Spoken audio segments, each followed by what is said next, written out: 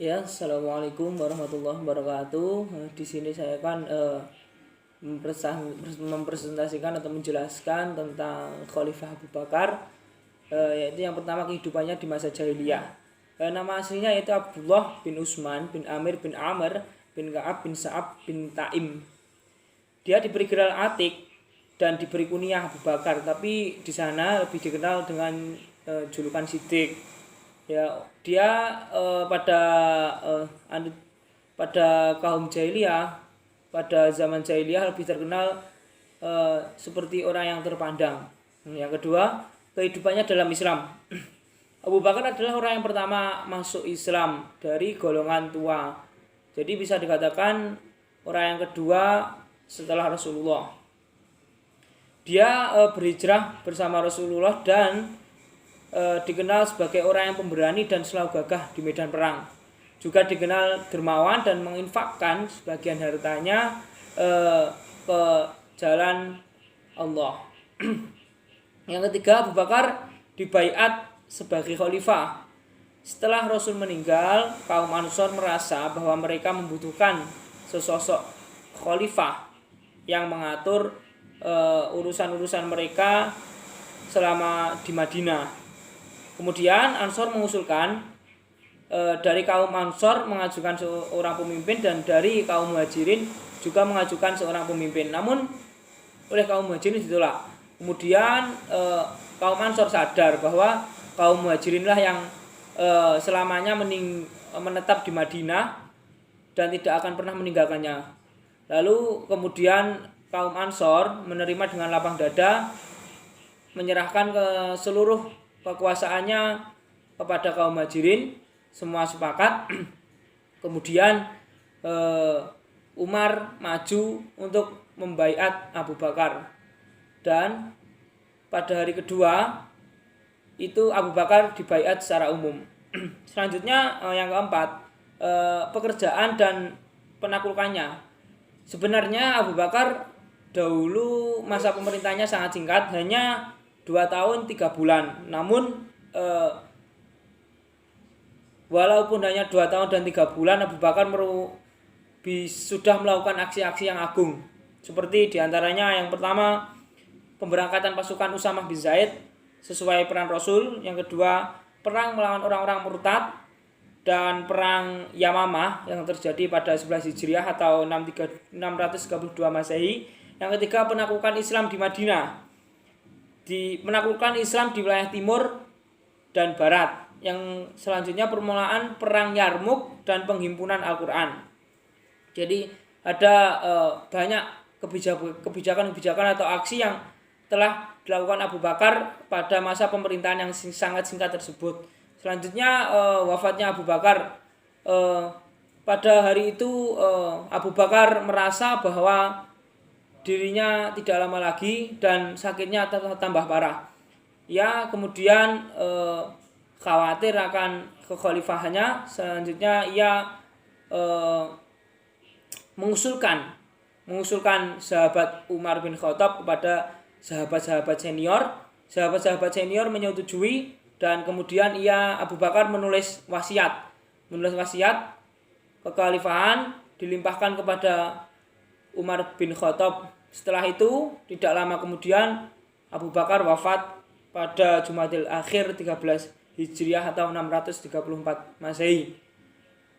Ya, sekian penjelasan dari saya tentang Khalifah Abu Bakar. Apabila ada kelebihan mohon maaf. Assalamualaikum warahmatullahi wabarakatuh. Selanjutnya saya akan menjelaskan tentang peralihan kekuasaan pada zaman Umar bin Khattab dan Utsman bin Affan. Yang pertama yaitu pada zaman Umar bin Khattab. Umar bin Khattab adalah seorang yang adil, fasih, luhur, serta pemberani. Ia termasuk keturunan dari Abdul Uzza al-Quraisy dari suku Adi. Ia menjadi khalifah atas penunjukan Abu Bakar As-Siddiq yang mendapat legalitas dari para sahabat dan persetujuan oleh umat Islam. Setelah Abu Bakar wafat, Umar bin Khattab dibaiat oleh umat muslim di Masjid Nabawi. Kemudian ia menyampaikan pidato yang berisikan bahwa menjadi khalifah adalah tugas yang sangat berat. Di antaranya yang pertama yaitu harus adanya hubungan timbal balik yang seimbang antara pemimpin dan yang dipimpin. Yang kedua yaitu khalifah harus mengurus semua urusan dengan baik. Yang ketiga yaitu khalifah harus pintar dalam memilih seseorang untuk pendampingnya dengan penuh amanah dan tanggung jawab. Yang selanjutnya yaitu menegakkan hukum pada pelaku tindak kejahatan dan memberi penghargaan pada pelaku tindak kebaikan. Selain itu, menjadi khalifah harus menaruh perhatian dan menanamkan budaya demokrasi lewat lembaga syuro. Dan yang terakhir, ia selalu bermusyawarah untuk memecahkan permasalahan. Baik, selanjutnya saya akan menjelaskan tentang peralihan kekuasaan pada zaman Umar bin Khattab dan Utsman bin Affan. Yang pertama yaitu pada zaman Umar bin Khattab. Umar bin Khattab adalah seorang yang adil, fasih, luhur, serta pemberani. Ia termasuk keturunan dari Abdul Uzza al-Quraisy dari suku Adi. Ia menjadi khalifah atas penunjukan Abu Bakar As-Siddiq yang mendapat legalitas dari para sahabat dan persetujuan oleh umat Islam. Setelah Abu Bakar wafat, Umar bin Khattab dibaiat oleh umat muslim di Masjid Nabawi. Kemudian ia menyampaikan pidato yang berisikan bahwa menjadi khalifah adalah tugas yang sangat berat.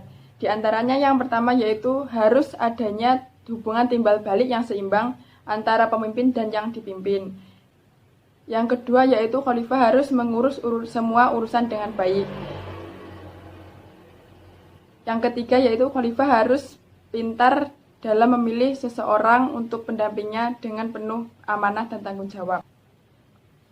Yang selanjutnya yaitu menegakkan hukum pada pelaku tindak kejahatan dan memberi penghargaan pada pelaku tindak kebaikan. Selain itu, menjadi khalifah harus menaruh perhatian dan menanamkan budaya demokrasi lewat lembaga syuro.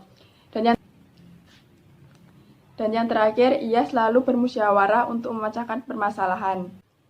Yang selanjutnya adalah Khalifah Utsman bin Affan. Utsman bin Affan adalah khalifah ketiga yang memeluk Islam karena ajakan Abu Bakar.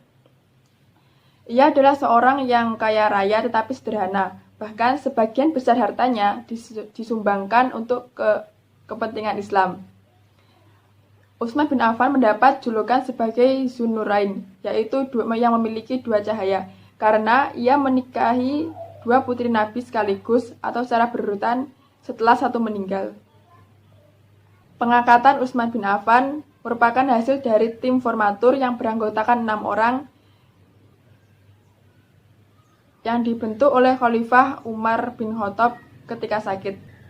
Keputusan tersebut diambil melalui hasil musyawarah yang sangat panjang, demokratis, dan aspirasi rakyat melalui jejak pendapat.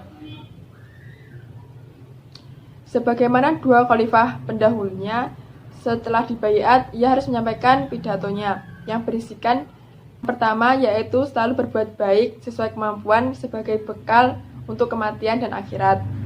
Yang kedua, jangan terperdaya kehidupan kemewahan di dunia yang penuh dengan kepalsuan sehingga lupa terhadap Tuhan.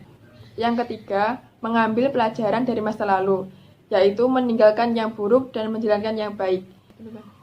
Yang keempat, rakyat bebas mengkritiknya apabila ia menyimpang dari ketentuan hukum, dan lain-lain. Bismillahirrahmanirrahim. Assalamualaikum warahmatullahi wabarakatuh. Saya Alim Muntafiah dari kelas PAIA kelompok 2 akan mempresentasikan tentang Ali bin Abi Thalib. Ali bernama lengkap Ali bin Abi Thalib bin Abdul Muthalib bin Hashim bin Manaf. Beliau merupakan keturunan Hashimiyah yang sama dengan garis keturunannya Nabi Muhammad SAW. Ali lahir pada tahun ke-10 sebelum kerasulan Nabi Muhammad SAW. Beliau lahir pada tanggal 12 Rajab, 30 tahun setelah kelahiran Nabi Muhammad. Ibunya memberi nama Al-Haidarah, yang artinya Asad atau singa. Kemudian ayahnya Abu Thalib mengganti namanya dengan sebutan Ali.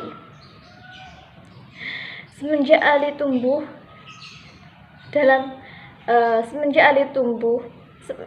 kecil, Ali tumbuh dalam pengasuhan Nabi Muhammad SAW. Beliau diasuh sebagai selayaknya anaknya sendiri karena keadaan ayahnya yakni Abu Thalib yang sangat miskin. Ia merupakan orang pertama dari golongan remaja yang masuk Islam. Masuknya Islam itu setelah Siti Khadijah, istri Nabi, masuk Islam.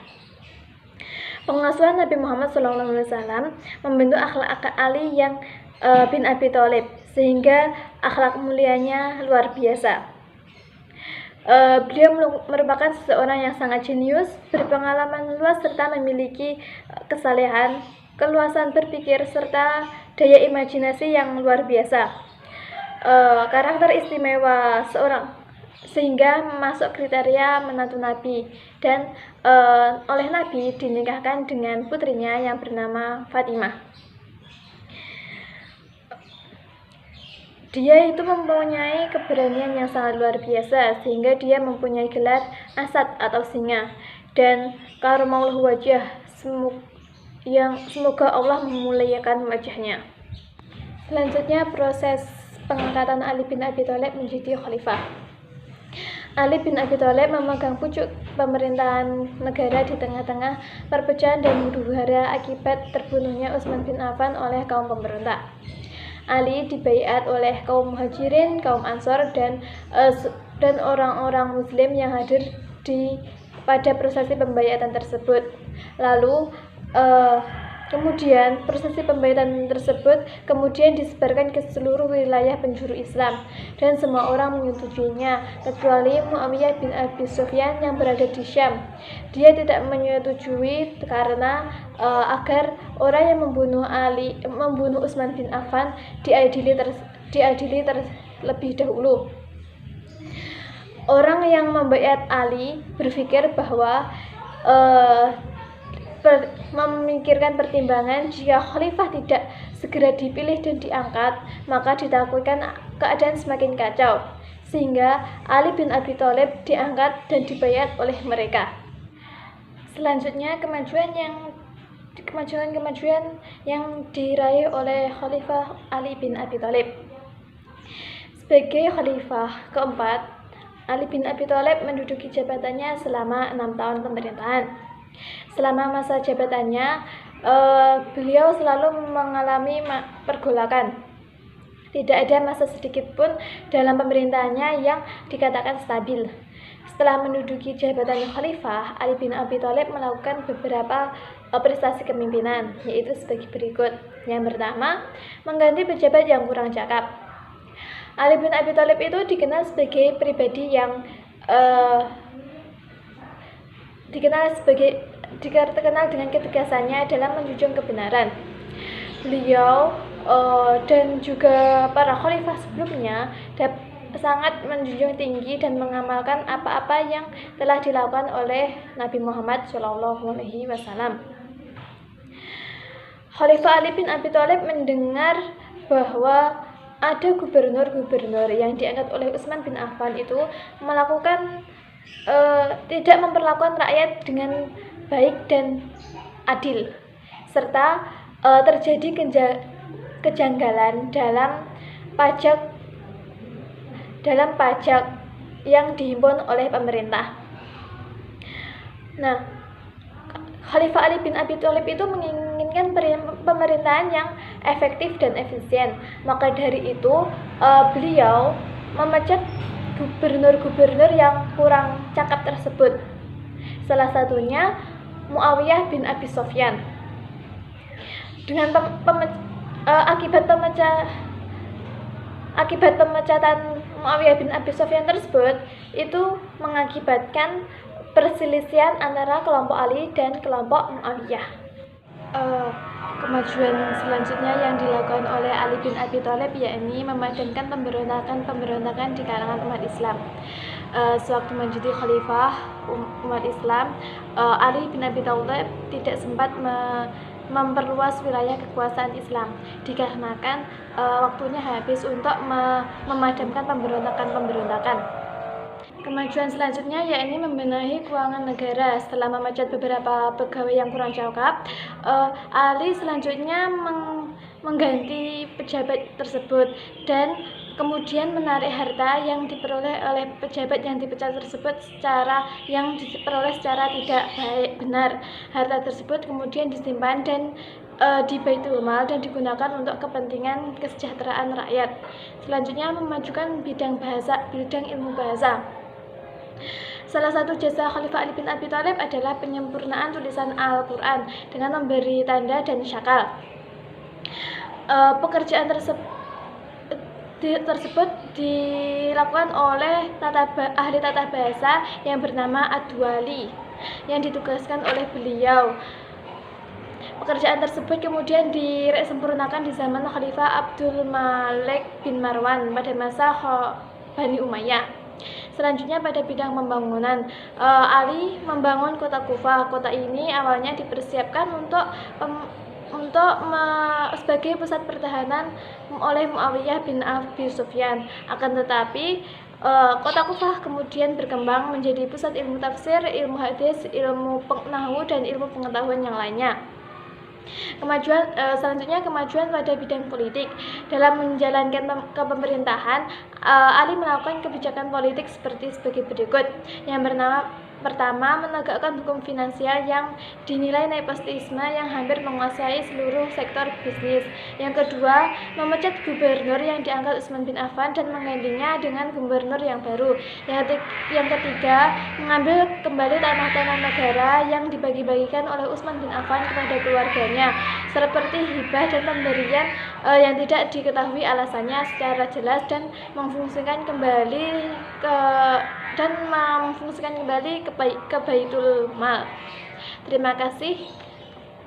Apabila ada kurang lebihnya saya mohon maaf. Akhiran, wassalamualaikum warahmatullahi wabarakatuh.